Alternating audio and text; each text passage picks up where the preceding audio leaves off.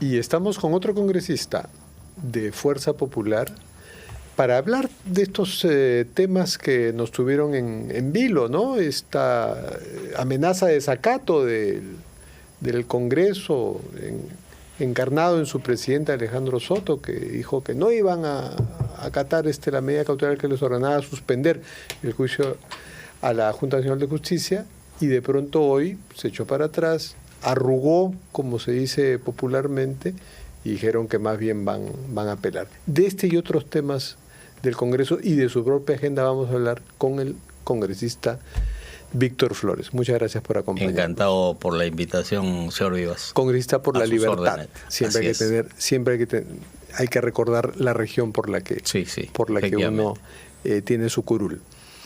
¿Qué le pareció a usted este desenlace, no desenlace, sino este nuevo capítulo en el proceso contra la Junta Nacional de Justicia, esa medida cautelar? ¿Usted estaba por acatarla o por desacatarla? Sin duda por acatar la decisión del Congreso, no de la medida cautelar. Pero la decisión del Congreso pues ha variado. No, yo creo que más o menos, digamos, ha sido una decisión inteligente, porque previamente habían invitado, ¿no?, para que hagan su defensa. Al no venir y al presentar una carta diciendo que no van a venir y que más bien ellos acatan la medida cautelar, lógicamente están desairando al Congreso. Y yo considero, sinceramente, que es una falta más. Ya pues, pero si alguien consigue una medida cautelar que le dice: ordeno al tribunal que te está juzgando, ordeno que no te juzgue, ya pues, sí, pero ¿para qué voy a ir? Yo creo, ¿no?, sinceramente, que aquí tenemos que acatar, preservar, respetar la institucionalidad de las instituciones. Una de ellas es la del Tribunal Constitucional. Y eso es lo que ha hecho que ya ahora. Había anteriormente dado un fallo en marzo a favor justamente del Congreso. Ese fallo a favor del Congreso, sin embargo, dejaba la salvedad de que sí se podía controlar procesos parlamentarios donde estuviese en riesgo algunos derechos fundamentales, que es lo que ha interpretado una sala que le da la razón a los tribunos de la Junta. Yo creo sinceramente que esos son resquicios que tiene la democracia, ¿no? En criollo podría ser una leguleyada, pero son resquicios de la democracia que, aún imperfecta, tenemos en este país. No es la mejor democracia del mundo, no, pero es la que tenemos, y con esa democracia tenemos que caminar todos, para bien o para mal, en la medida de lo posible hacer que las cosas salgan bien hacia adelante, ¿no? Entonces yo considero que es una medida inteligente del presidente del Congreso, de haber suspendido la sesión y no haber juzgado en ausencia. Por supuesto. Que era un escenario. Y es más. Que era un escenario surrealista, pero era un escenario. Claro, justamente. Excelente definición. Un escenario surrealista. O sea, un escenario que de repente puede ser idílico, ¿no?, pero que no era nada realista. Más bien patético hubiera sido. Y también realmente inefable. Entonces, lamentablemente, esa decisión era oportuna. ¿Por qué? Porque si no, se sumaban algunos indicios de que posteriormente podían decir que no ha habido debido proceso. ¿No? Y que incluso ustedes incurrían en un desacato y en faltas graves, hasta sin duda, delito. Sin duda. Porque estaban yendo contra una orden judicial. Sí. Efectivamente, así es, ¿no? En buena hora se decidió apelar. ¿Qué es lo que se hace? Pues cuando una medida judicial no le gusta a uno y todavía le queda plazo para apelar. Paralelamente a eso también el procurador del Congreso ya empezó las acciones, y por otro lado también la subcomisión de acusaciones constitucionales también continúa en el tema de la investigación para sancionar. Eso no está detenido, eso es otro proceso, y esta medida cautelar no se mete con eso. Al contrario, va a seguir activándose tal como está. Claro, es que ese proceso pues está ya regulado, ¿no? Que era lo que le faltaba a este. Efectivamente, así es. Es lo que le faltaba a este. Y en otros temas, ¿cómo va a votar su bancada o cómo están debatiendo? La censura al ministro Vicente Romero. ¿Están de acuerdo allí o todavía no han tomado una decisión? Mire, generalmente todas las decisiones que nosotros tenemos y tomamos Son decisiones colegiadas, son decisiones de consenso. Al interior de la bancada hacemos un debate bastante duro, bastante, digamos, dedicado para estudiar, analizar y concluir. Entonces, en el tema del ministro del Interior, Romero, todavía no tenemos una decisión tomada, pero sí, la decisión de hoy día en la tarde ha sido firmar la moción de censura. Eso sí la hemos firmado.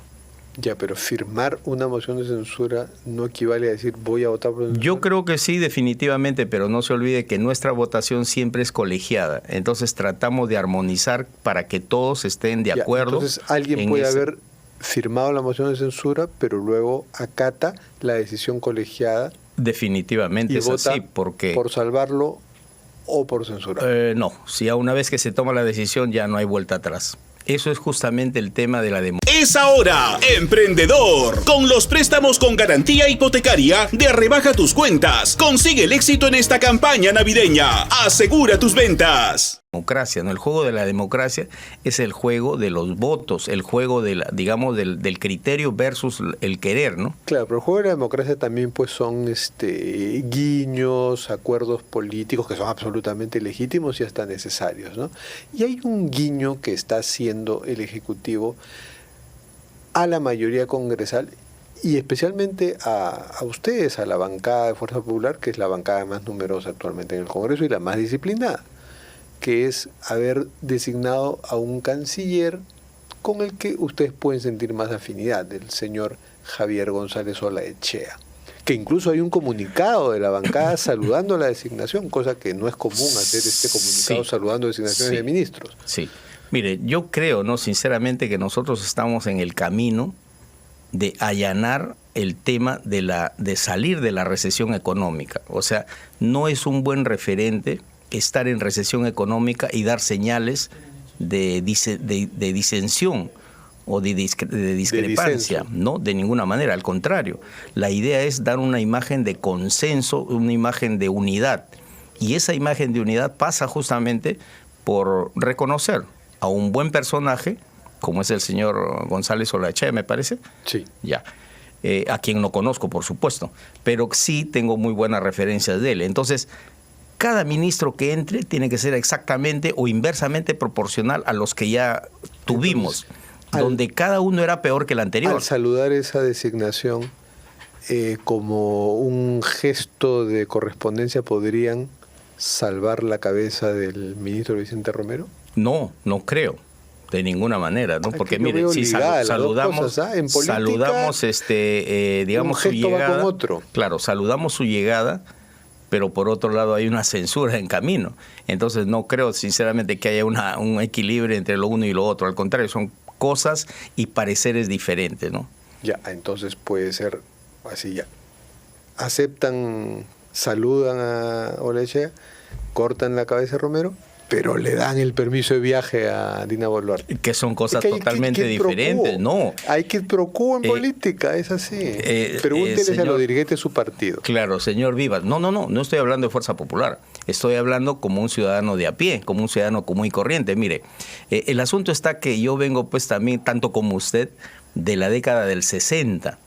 Y un poquito antes todavía. Se negociaba políticamente más que ahora. No, y sobre todo donde habían pues unos bandazos muy fuertes en la política nacional, o sea, de estar en un gobierno democrático, al día siguiente pasábamos a una dictadura y así sucesivamente. Y habían ¿no? partidos que negociaban. Claro, entonces mire, en el tema del viaje de la señora Presidente, realmente no es un tema, digamos, que sea exento a la crítica, no, nosotros somos muy críticos. ¿Y van a votar a favor del permiso? Pero por un detalle bien interesante, o sea, eso amigo sí ya lo han Vivas. decidido. No, le voy a dar mi posición personal. Por un tema muy interesante. El detalle es que el Perú como país no puede estar exento del foro internacional, cualquiera que sea, sobre todo los foros más importantes. Y otra cosa, en el tema de la APEC, es un foro tan importante que reúne casi el 90% del Producto Bruto Interno Mundial. Entonces, y próximamente el Perú va a ser presidente de la APEC. O sea, son foros de desarrollo para la cooperación económica de media internacional. Por lo tanto, la presencia del Perú es sine qua non una exigencia. aunque no esté la mejor representante que tenemos, pero es la presidenta. Por supuesto. Y además ahí también yo quiero hacerle recordar algo que he aprendido yo también un poquito en el transcurso de mi vida, no política, pero sí el transcurso de mi experiencia, ¿no? Como personaje que vive en este país, de tumbo en tumbo, pero del timbo al tambo, pero al final en progreso.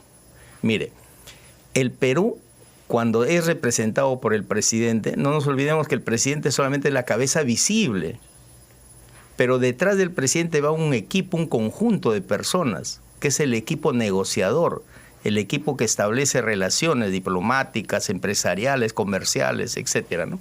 Entonces, ¿usted confía más en ese equipo que en la presidenta? Supuesto que sí, por supuesto que sí, gracias claro. por su sinceridad. Claro que sí.